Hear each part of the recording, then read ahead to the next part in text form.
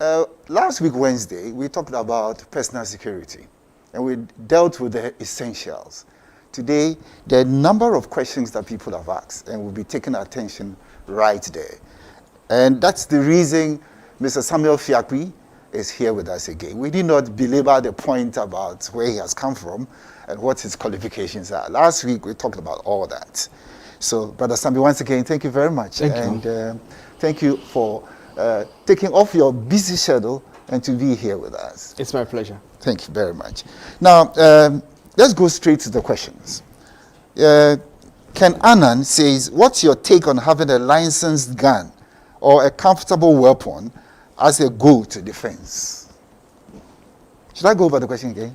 No, it's okay. It's okay. All right.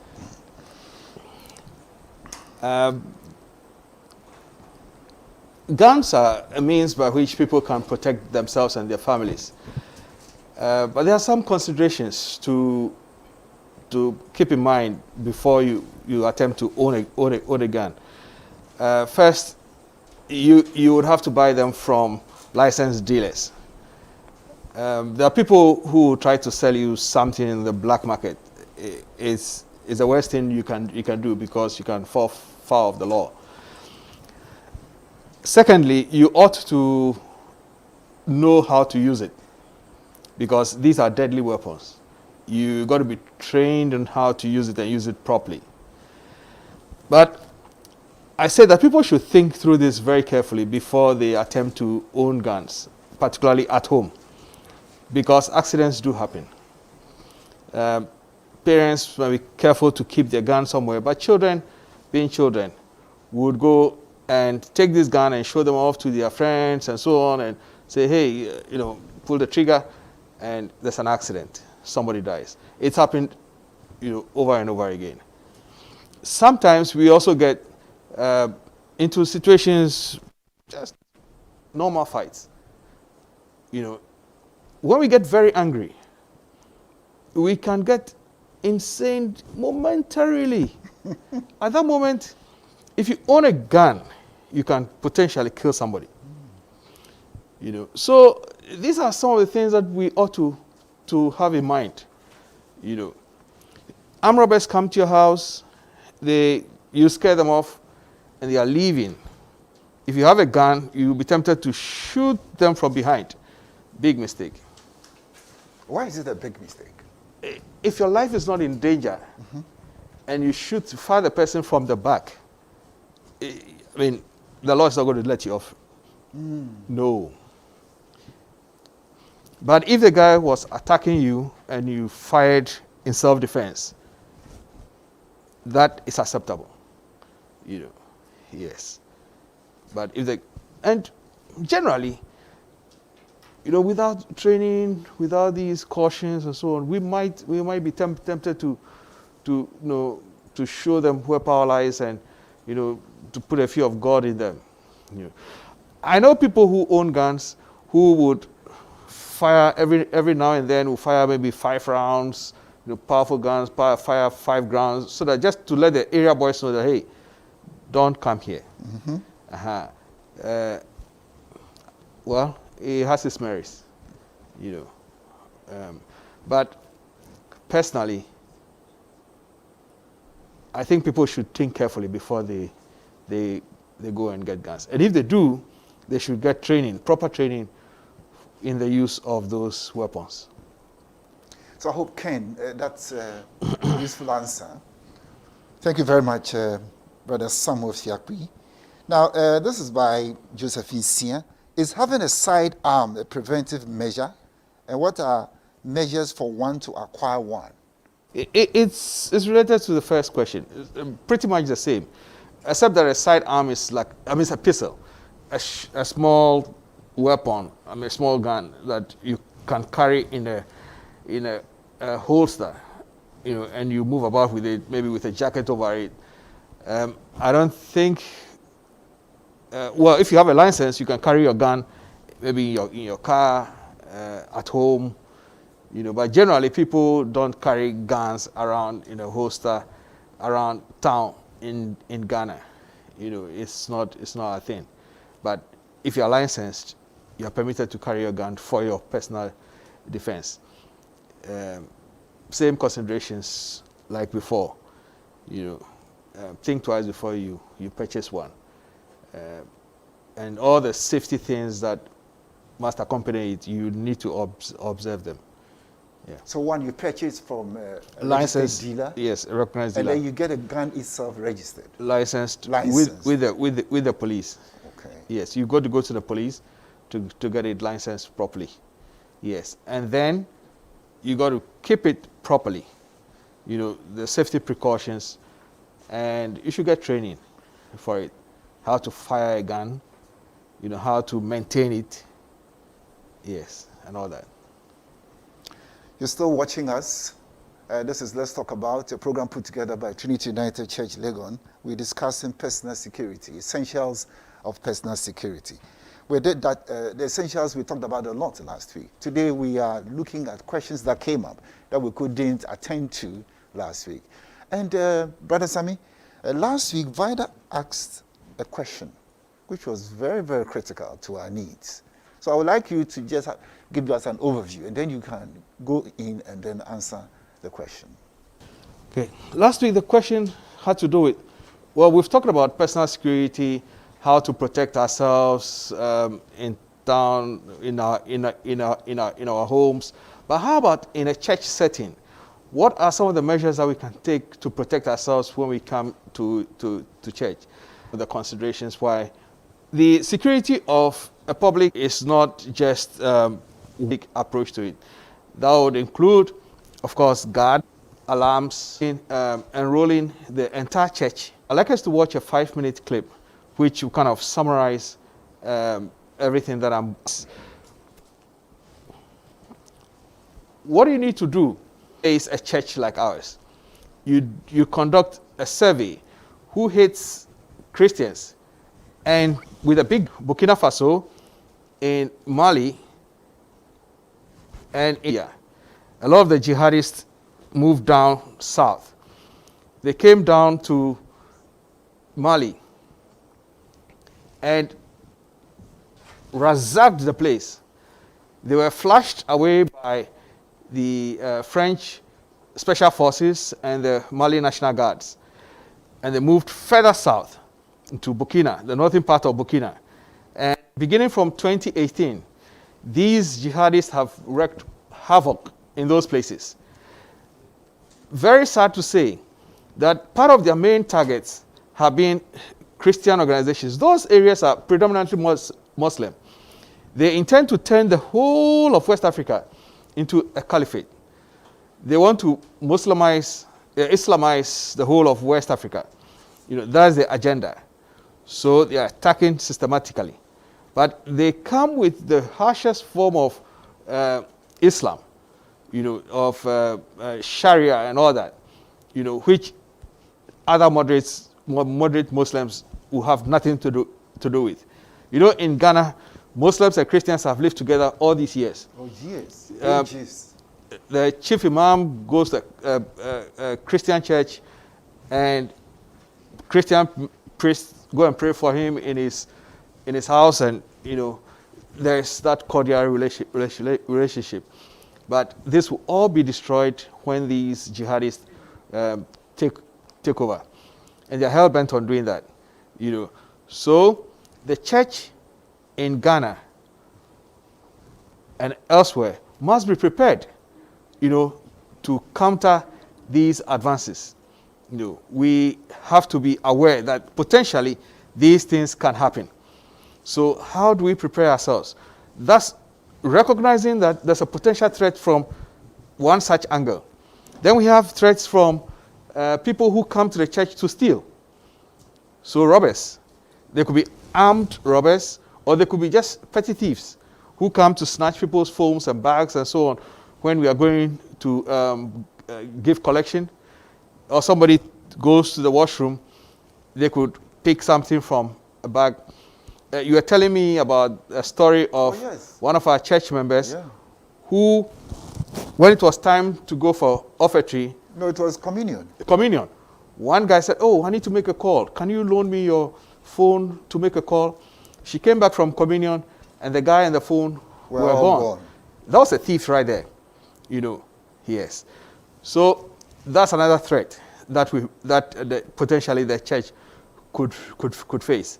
And there are others too who will come and under the guise of having special needs, go and trick the pastor, and frame some funny story on the pastor, and just create big trouble, to damage the reputation of the pastor and the church. That's not to say that we don't have charlatans in the Christian church. I mean, there are a lot who are doing things they shouldn't be doing. But these are genuine pastors, hardworking, growing their church through hard sweat, whose reputations are under attack, by people who hate the church of God. And recognizing that, we ought to take steps to protect our pastors from such people. So the first step is to analyze the potential threats that we could face. Then, having identified the threats from wherever angle, now what are the means by which we can counter these threats, for instance? So looking at a church like ours, for instance, okay, if somebody is coming to create any problem here, that person ought to come here to find out when we start church service, how many people are in the church, where we sit, how we sit, are there guards, ushers, the whole arrangement. Even the offertory, where do we take the offering to after the offertory has been taken? Thieves, robbers could be after the money. Oh, so you are saying that such people, they could come for a recce? Yes. Look around about what is happening. Exactly. So when they're coming in reality, they know what to do. Exactly. Oh. So it is when they come to explore, to discover, to examine, that is where you will be on the lookout for them.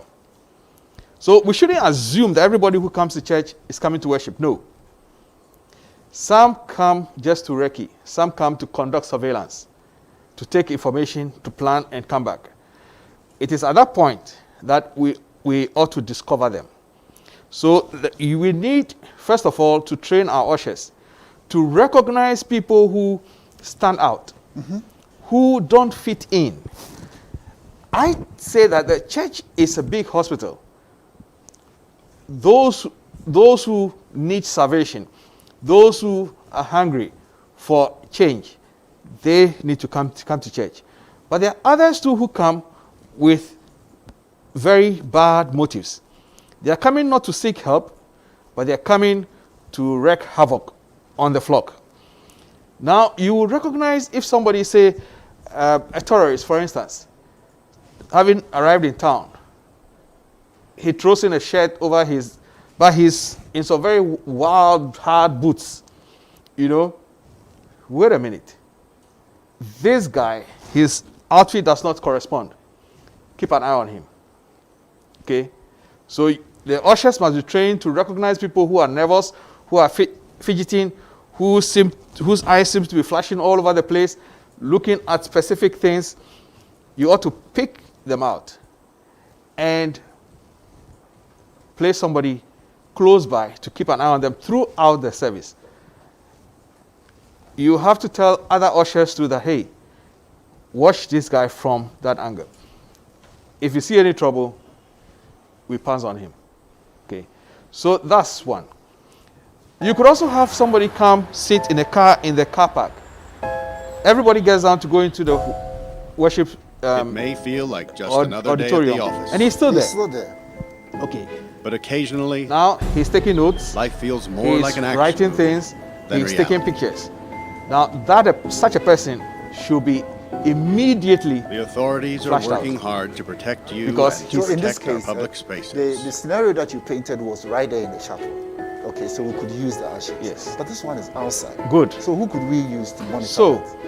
apart from the normal guards, and normally there are just 2 or 3 guards on a shift in any church. You need a lot more manpower for this, And this will only happen maybe on Sunday or normal church services, either in the evening, in the morning, or funeral service. So that is where it's important to enlist other volunteers beside the regular guards. So we need to carry out an orientation for the youth, for instance, or any volunteers who would want to offer their services. You have 2 services. It's okay. First service volunteers, they forgo their service, and we place them strategically around the car park to watch out for people who come and we know that they are not coming to service, but they are coming to, conduct surveillance. So they'll be happy with parking the cars, all right, but they are playing a dual role by keeping an eye on all the cars and the occupants over there, and who is playing something funny there. Now, these things, we are not talking about these things in abstract. Just this past Sunday, there was an incident that happened right here in our church. You mean Trinity United Church? Trinity United Church. Legon. Yes. Apparently, there was this young girl who had listened to our program last week. So she came up to me and said, something happened, something very serious happened. She spoke to my wife first, and my wife brought her to me. What she said was that she noticed somebody who was jittery, who obviously wasn't coming to church, who didn't enter the chapel when the church was going on. And he walked beside the chapel and appeared to be looking for something. Then he walked all the way to the children's block. And mind you, the children's service was on at that time. And there were kids, about probably 30, 40, or 50 kids in the block at that time. He walked up to that block, stood there, and was watching towards the main chapel to see if anybody was looking at him. But this girl was hiding and watching him. She felt very, very uneasy. So she went to the security and pointed the guy out. Security went and confronted this man to find out if he was here for a purpose. He had no reason to be here. They marched him all the way out of the compound and threw him out.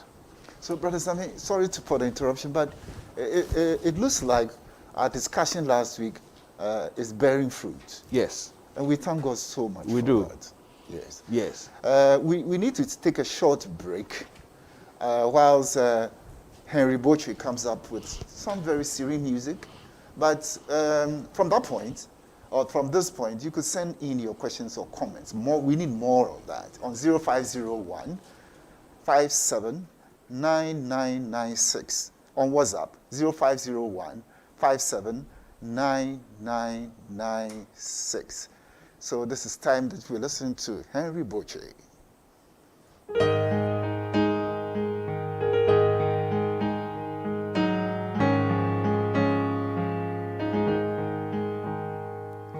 Open the eyes of my heart, Lord. Open the eyes of my heart. I want to see you. I want to see you. Open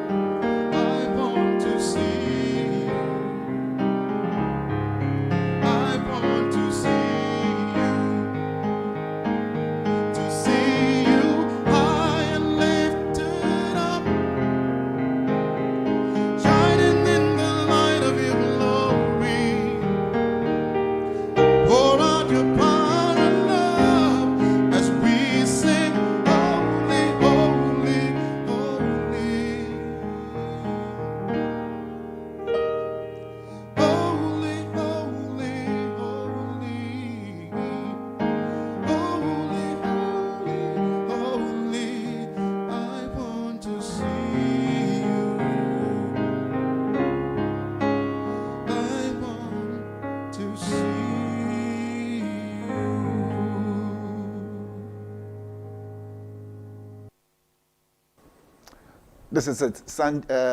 Let's talk about Trinity United Church platform for discussing issues that concern us. Today we're talking about personal security with Mr. Samuel Fiakpi. Henry Boche, thank you very much for that beautiful piece of music. Yes, Brother Sami, you were talking about last Sunday what happened here in this church. There was this lady who saw somebody loitering around, and you need to complete the issue about that case. Yes. So after that, then we would take a look at a video. We'll watch it closely, and then we'll be asking you to pass your comments on that video. Okay. So, Brother Sami. Right. Thank you. So, I mean, obviously, that was a very serious situation because we had kids. And with all these incidents of children being abducted recently, you really cannot let strangers with questionable motives hang around your kids. No, you know. So one of the strategies that the church could adopt is to give an orientation to the entire congregation to let everybody know that each one of us should be the eyes and the ears of the community. See something, hear something, say something. It shouldn't be, oh, let the security handle it. No. If you see something, say something. If you hear something, say something. We take our collective security into our hands. Remember, security is a shared responsibility.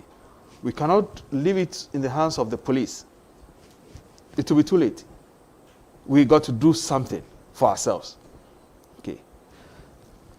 The other thing we could do is to enroll the aid of gadgets. You know, security systems like cameras and so on. Places where we will normally not be, we can install these systems there. Whether we are here or not, they could be recording so that we could play back.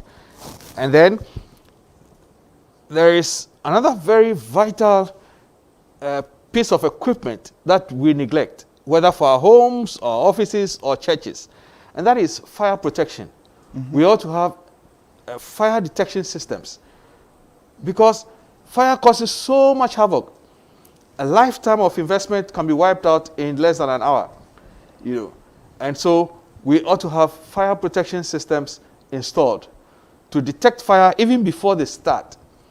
You know, once the fire, even before there's a flame, the detector can pick up the presence of combustion and trigger an alarm. And here you are talking about the smoke detector. Smoke detector, yes. Okay. And then we should have the means to put out the fire as it starts. You know, if you're not able to tackle a fire within 6 minutes, forget it. It's probably too late. And we must also learn how to handle the fire extinguishers. Exactly. Some of us see the fire extinguishers in our offices, in our churches, and when there is fire, we don't even know how to handle it. Yes. So church members should be trained, apart from the security, church members, volunteers should be trained to be able to use these fire extinguishers so that in the event of a fire, we can quickly fight this fire. So are you suggesting that one of our Sundays in church, not only Trinity United Church, other churches, we could have a very short simulation exercise Exactly. regarding all these issues? Yes. So we will be sensitized. And remember, we are not putting fear into anybody. The Bible says that we've not been given the spirit of fear. That's what God has not given us. He's giving us the spirit of love, boldness, and of sound mind. But these things we are talking about are wisdom tips. Thank you. We all need wisdom. Yeah. Yes, wisdom is an investment we all need.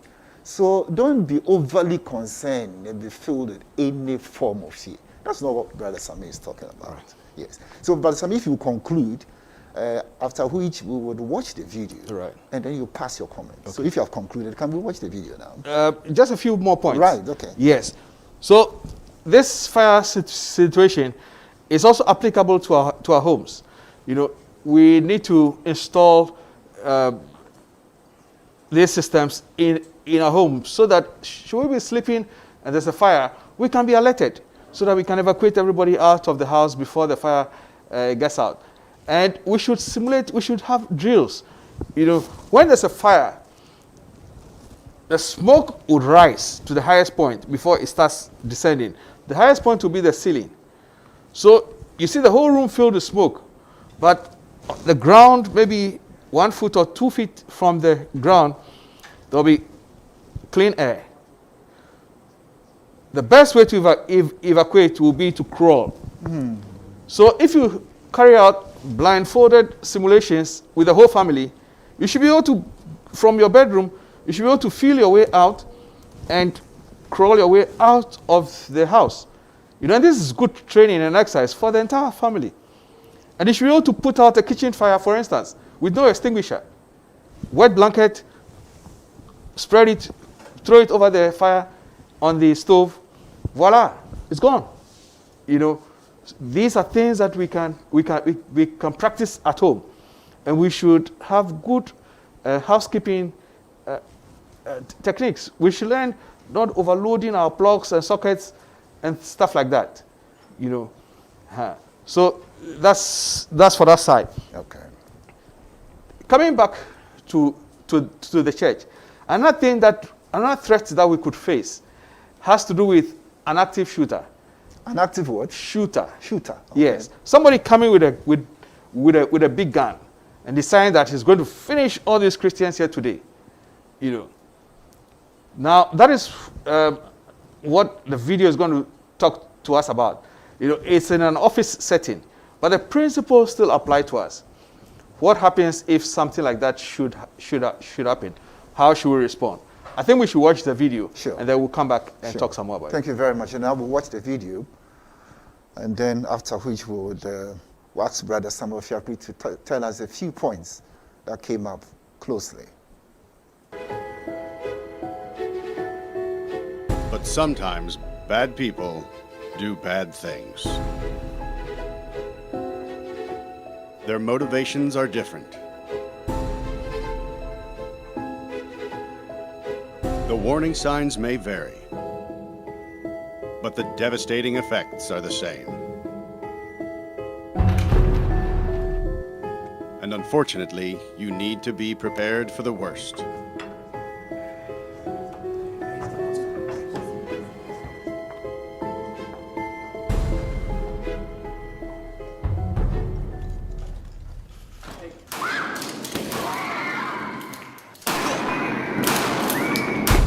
If you were ever to find yourself in the middle of an active shooter event, your survival may depend on whether or not you have a plan.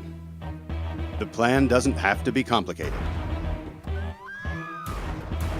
There are 3 things you could do that make a difference: run, hide, fight. First and foremost, if you can get out, do. Always try and escape or evacuate, even when others insist on staying. Encourage others to leave with you, but don't let them slow you down with indecision. Remember what's important, you, not your stuff. Leave your belongings behind and try to find a way to get out safely. Trying to get yourself out of harm's way needs to be your #1 priority. Once you are out of the line of fire, try to prevent others from walking into the danger zone and call 911.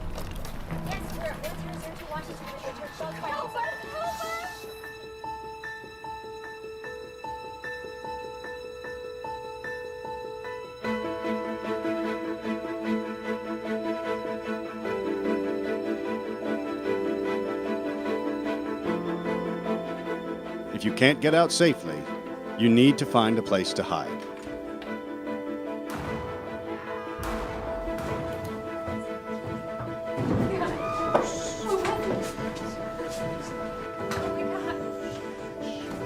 Act quickly and quietly. Try to secure your hiding place the best you can.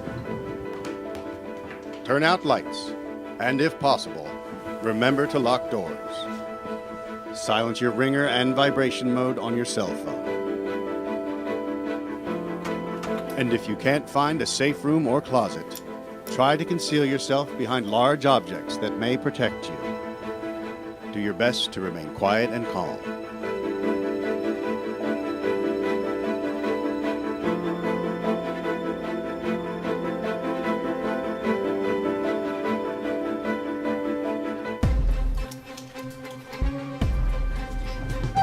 as a last resort, if your life is at risk.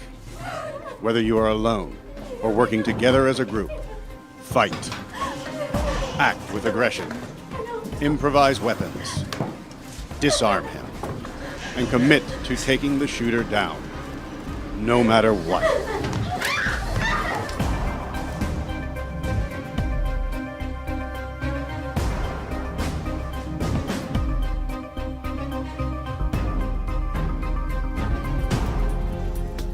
Try to be aware of your environment. Always have an exit plan. Know that in an incident like this, victims are generally chosen randomly. The event is unpredictable and may evolve quickly. The first responders on the scene are not there to evacuate or tend to the injured. They are well trained and are there to stop the shooter.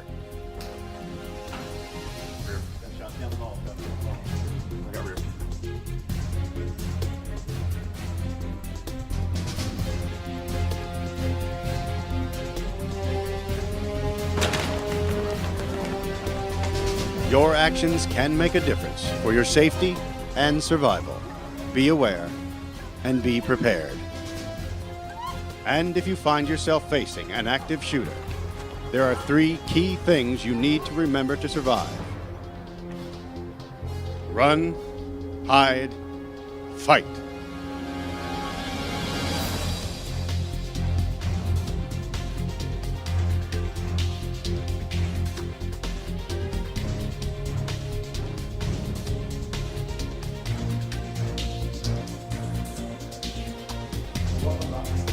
Talk about, Brother Sami, that video. What comments do you need to pass about Okay. that? So as we saw in the clip, now here was an active shooter who entered an office complex and decided to exterminate everybody systematically. Now he started with the security. Anybody who could potentially be a threat to him was taken out first. Then he went about taking out everybody.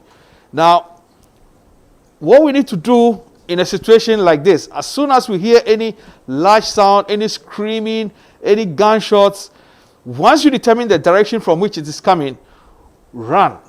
Run far away in the opposite direction, far away from where the action is coming from. If you can get out from the facility, get out. But if it's not possible, then find a place to hide. You know, go into a closet, go into a room, barricade the doors, and be as quiet as possible. All phones should go silent. No sneezing, no coughing, nothing. You just stay in that environment as quiet as a mouse. You know, the slightest noise will attract this shooter to you. Now, as you leave, as you run, try and warn other people who probably are not aware of what is going on. Try and get them. Forget about your bag. Forget about your new shoe that you bought. Nothing is important at this stage. Your life is critical. Just run. Convince others to come with you. If they are delaying your time, sadly leave them behind and go. Hopefully, they will come with you. But you cannot risk sacrificing your life because somebody thinks that no, nothing is going on. Nothing will happen. No, nobody can come here and shoot us. No. Go and get out or hide if you can't get out of the facility. Now, after you have concealed yourself as much as you can, if unfortunately this shooter discovers where you are and barges into that place, well, at that point, it's either he kills you or you finish him. And at that point, I'll say that fight with all the energy that you have left in you. Okay. Fortunately, if he has a long gun, possibly the gun will enter that room before his head enters there. And that's your advantage right there. Grab the nozzle, pull him down, and give him, clobber that guy to pieces. Hold it. You said we should grab what? Grab the nozzle of the gun. Which part of the gun long, is the nozzle? the long arm. The long. Okay. Yes. All right. In all probability, that is what to enter the room first. And that's your advantage right there. Okay. If you're right behind the door, you grab it, force it down, he goes down with it because he's holding on to that gun. Once he goes down, other people are holding fire extinguishers or a chair or anything, a saucepan, anything, and just beat the crap out of that idiot. Sometimes the courage with which you would want to do such things is even non-existent. Yes, but you see, when your life is in danger, you have a special adrenaline that pumps into you. That's why we need these drills. We need to know what to do. That's why these clips are important for us. Okay? You are saving your life, saving the life of others. Okay? This is not a time to think that, oh, thou shalt not kill. No. Deal with the threat. Deal with it right there. Yes. Brother Sami, let's read some of the comments. And there are two other questions, but we'll start with the comment. This is by Ekia Dansua. So she said, hello, dear sisters and brothers. Very topical issues worth discussing. Thanks. A few times in church, I observed and felt uneasy about some supposed worshippers. This was during Christmas and Easter celebrations. Our ushers and guards need to be more careful during festivities. I think that's very important. Yes, and I think that we ought to enroll our ushers. You know, we ought to give them special training in surveillance detection, so that they can recognize, they can pick out the bad nut from 100 people. They can pick that one person out. It comes with special training. And not just to teach them how to usher people in the church, No. to sit in particular places. In addition to their They normal, need to be security conscious. they're very security conscious. We need to train them. And on that score, Ruth Redu is saying Ghanaians are not security conscious. Well, it's all too much an encompassing statement. Some of us are security conscious. We have somebody who is very security conscious. Well, that's my work. Anyway, yes. Last week, Mrs. Kumoji asked the question. I mean, she didn't ask the question on this platform. She accosted me in church and said, but you people, you were always talking about people traveling in their cars and the security measures that they should take. How about some of us who travel in trotro? Okay. The same principles that we spoke about, you know, keeping your valuables out of sight, for instance, it applies whether you are in a trotro, public transport, or in your own car. I mean, if you carry an expensive phone and you are talking loudly in the public transportation, you draw attention to yourself. Everybody sees what you have. You get down, somebody drops with you. And when it's convenient, he'll rob you of that phone. Okay. You told me a story of a lady who came to work and was carrying a sack. Oh, yes. And this was a lady who came to church last Sunday. She also accosted me and told me the story. So you can share it with us. Yes. So, I mean, I thought that was interesting. This lady apparently had got into a bad situation, and I learned her lesson. Her bag, coming from home, she concealed it in a sack. So if you see her walking on the street, she's only holding a sack, and nobody really pays any attention to a sack. So she comes to the office and she takes a bag, nice bag, out of her sack. Concealment, not drawing attention to herself. When we sit in trotro, taxi, and we discuss our whole world with somebody over the phone, talk about our plans, where we are going, where we are, it's the worst thing we can do to ourselves. If you receive a call whilst you're in public transport, the best you can do is say, well, when I get down, I'll call you. We shouldn't get into the habit of talking in public where because you don't know what question the person is going to ask you. The person on the other side is going to ask you. So rather, just cut it and call the person back later, unless it's super urgent. Yeah. But where we are going, where we are dropping, what time we'll get here, no, that's too valuable information to just spill out into the public like that. We shouldn't do that. Thank you very much, Brother Samuel Siapi. You're still watching and listening to Let's Talk About, a platform put together by Trinity United Church Legon to discuss issues that concern us. And today we're talking about essentials of personal security. And this is the part two. Yes, when we were watching the video, I realized a number of them decided to go into certain hiding places. One of the ladies started to be emotional, and that was causing a bit of a trouble, wasn't it? Yes.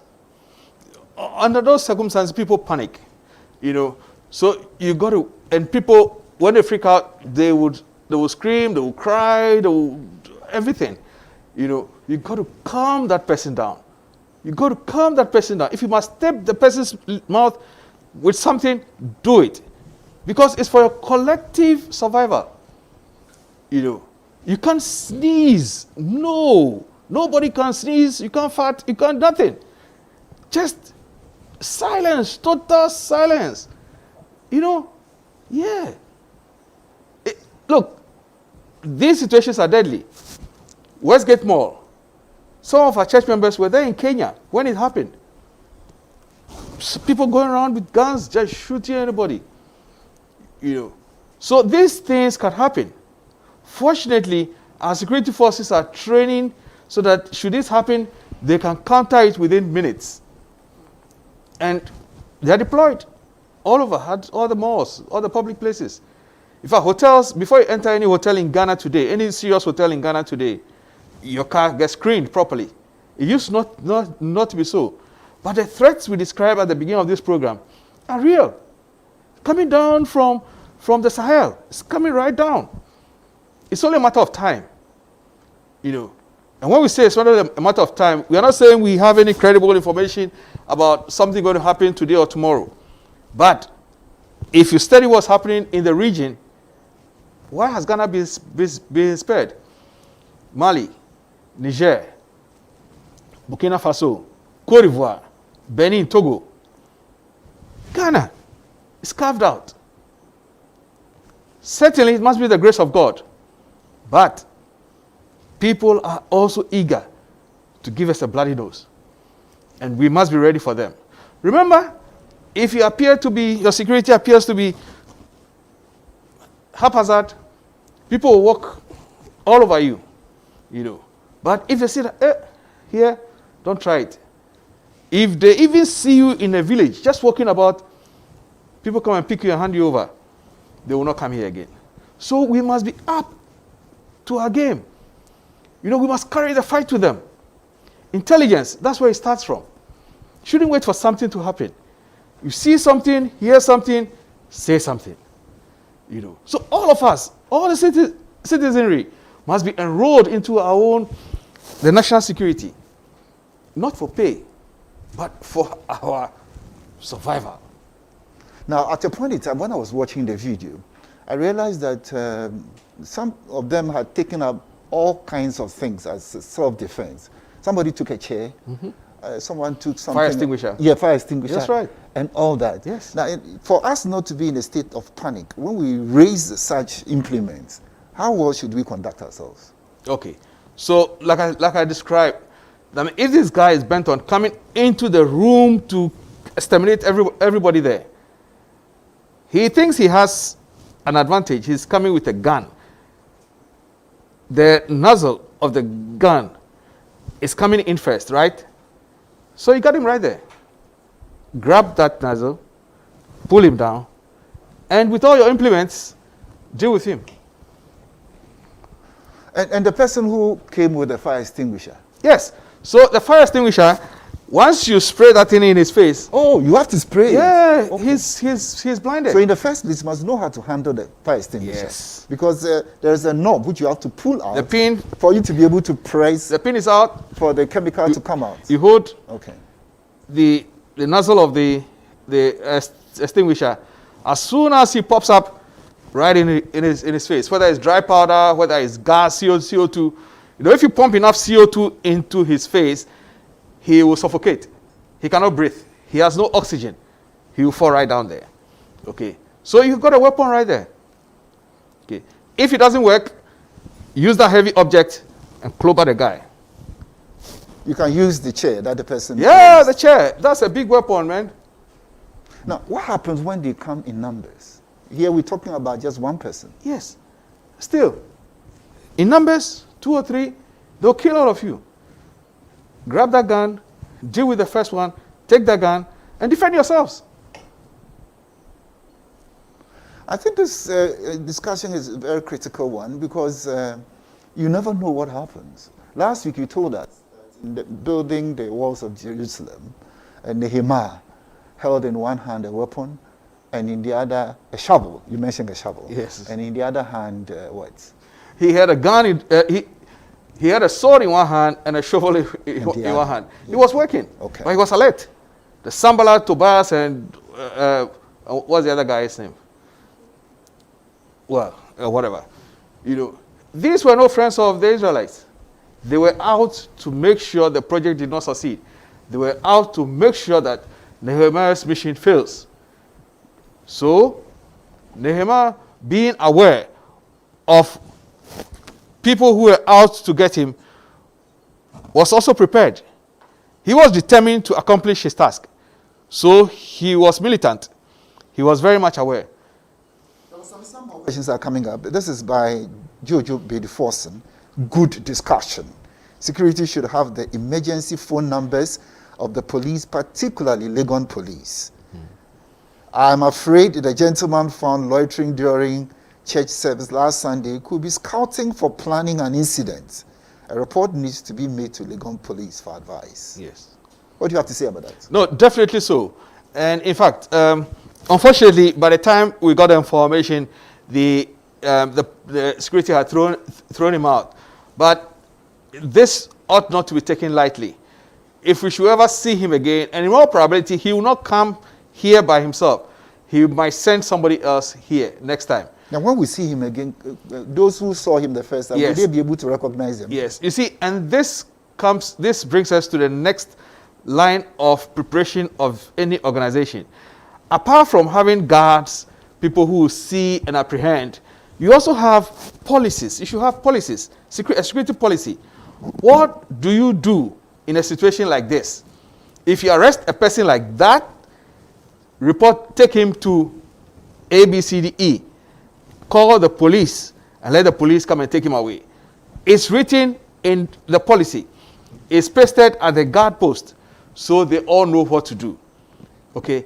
Well, through these discussions, we are able to encourage the church leadership to institute some of these policies. And perhaps some of our listeners may also adopt this for their own organizations. And Jojo Bediforson's question, in fact, is being commented on by Akuya Danswa. And she says, I think each of us needs to be really alert wherever we find ourselves. We pray and trust in God's protection, but we must also apply the wisdom he gives us to protect ourselves. Yes. And he said we missed the opportunity to report the intruder to the police, which is what we were talking about. We did. Yes, after his obviously criminal action last Sunday. Next time, our guards should be more alert. And then, question by Kenanan, at what point would you advise a person to put the happenings out on social media as a call for help? At what point? Well, there are some apps that you can use to call for help, immediate help. Recently, when a friend told me about a missing colleague, I got wind of this app that I forwarded to them. I can't remember it offhand, but we can look up on Google and find out help apps that will help us to send SOSs to our family members, close associates, or even to police personnel that we may be aware of. But there are apps like that. This one is very interesting. Again from Akuya Danswa. Yes.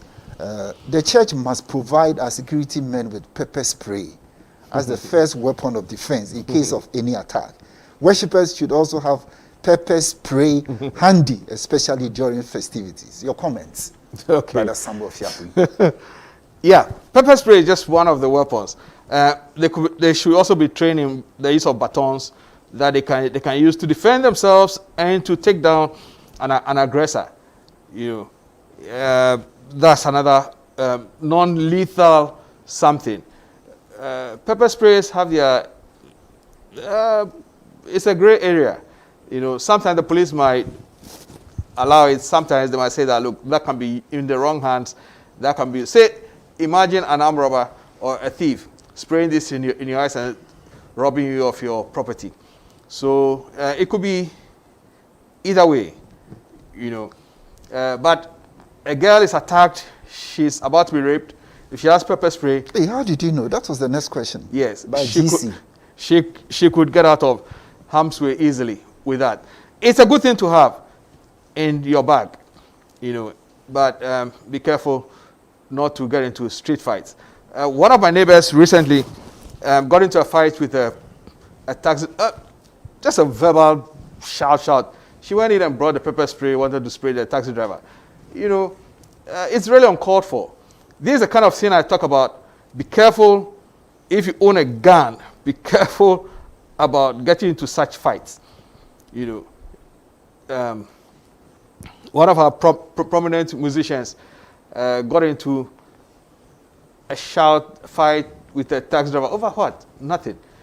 Taxi fare. Yeah. He went inside, came out with a gun, shot one shot. The guy was dead, and he spends 20-something, 30 years in prison. Yeah, now he's out. Yes. And he's a preacher. Yes. Wasted years. For what? One bullet. Wasted years. So those are the things that we ought to guard against. But guns can be useful. And the pepper spray. Yes, the pepper spray, same. But with caution. With caution. I'll say that you should know when to use it, how to use it. It's good to have, but don't spray it on your rival, for instance. Let's see. Okay. Now, Brother Sami, this question is very important to me. Now, in church, we come to church, we want to draw, as the balance goes, we want to draw more souls to Jesus Christ. So what's the people away from those who genuinely are seeking to know the person will worship Jesus Christ by our actions? What's the thin line of balance? Security can really be unintrusive. The ushers could be trained, standing there, watching, observing. They are not asking you any question. They are not antagonizing anybody. They only roll into action when they see something out of place. Somebody doing something, picking a phone. They're not going to praise the Lord. They're not going to praise the Lord with you at that time. That time, there's no friendship. They will pounce on you and make sure you take the phone and hand you over to the relevant authorities. There is no problem if you come genuinely to worship. There is no problem at all. None. So what you are saying is that we must try as much as possible not to antagonize anyone. No. But in as much as our security is concerned, we should do everything possible to keep it. Yes. Yes. Brother Sami, we want you to wrap up these two sessions that we've had last week and today. Just wrap up for us so that we can have a sharp focus on what we need to do as Christians, what we need to do as citizens of this country regarding our personal security. And more so for us Christians, what we need to have in mind. Okay. So as I began by saying that security is a shared responsibility. We cannot depend on the state to provide our personal security. No. The state provides an umbrella protection for all of us. Laws, punishments, and so on. If you violate, this is what can happen to you. So people, for the fear of God, for the fear of punishment, people will stay within the line. Okay, that is one. However, there are people who are also daring, who think that no, nothing can happen to them. So that is where we must be cautious. We must know potentially the risk that we are exposed to and avoid them. And then we must also take certain precautions, measures to give ourselves extra protection. In our homes, I described layers of protection, and I recommended that we should have what we call a safe haven. Create one. It's not very expensive. Create one. Every home should have one, so that if there should be any break-in, you shepherd the entire family in there. You have your YAM phone, pre-programmed numbers, the emergency numbers, 18555, and then 191. All these go straight to the police emergency room. Try and get also the number for your police patrol team for your neighborhood. It's going to cost you something. Let's be frank. But that's a small fee you pay for knowing that you have armed guards who will come to your aid. And we should be careful about what we do on social media, splashing our whole lives there. If after the fact you've been to Germany or you've traveled to Koforidua, you're back, you took wonderful pictures, you put them there, fine, no problem. But not to announce beforehand that I'm going here, and from there I'll go here. So they know when you're not home, they'll break into your house. And don't cry. You called for it. Okay. I think that as a church, as an institution, we can also enroll everybody, particularly volunteers who act as people who look out on the compound.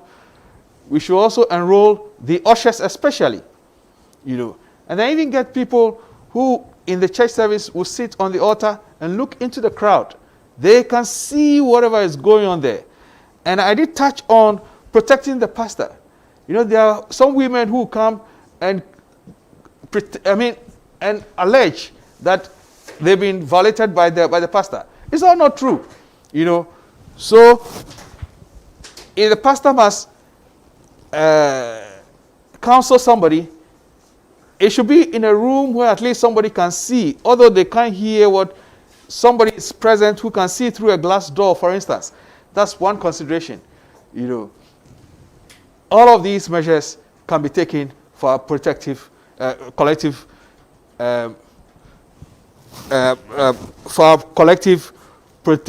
protection. And say a young girl is walking home from work and suddenly is grabbed and dragged into a dark alley. Somebody about to rape you. Try and compose yourself as much as you can. How do you compose yourself? Here, somebody is about to do something very, very violent to you. And tell him, Chief, look, I have AIDS. And see if that guy would continue. Okay? So, use any trick, any ruse to try and get him off you. If you have the training, you could flip that guy off you and give him one or two knocks in specific places that will knock him out. You mean specific places? Specific places that could knock him out. That's why I said if you have the training, you could do that. Once he knocks you down, he sits on you, you can flip, no matter how big the person, you can flip that guy easily and clobber him, 1, 2, knock him out, and run. The object is not to kill him. Run. Just get out of that place. I think there's a lot that we could talk about, but these will be subjects for smaller groups and in later discussions. We don't know how to thank you so much, Brother Samuel Fiakwi. He works with the World Bank office, Accra, Ghana, and he has lots and lots, tons and tons of ideas about security. If we sit here and talk about him, where he has come from to be what he is today, you will marvel. He has ideas all over. But we have to stop at a point. When we talk about specific places, Daniel, the member of the team, just watched us and he was smiling. He understood it perfectly. Yes, so you can employ that as much as possible. This is where we end it. Let's talk about a program put together by Trinity United Church Legon to discuss issues that concern us, one of which is personal security that we have talked about from last week to this week. We have already thanked Brother Sami. And for all those who watched us on YouTube, thank you so much. Next week, Wednesday, 7 p.m., once again, we will be here. Bye-bye for now.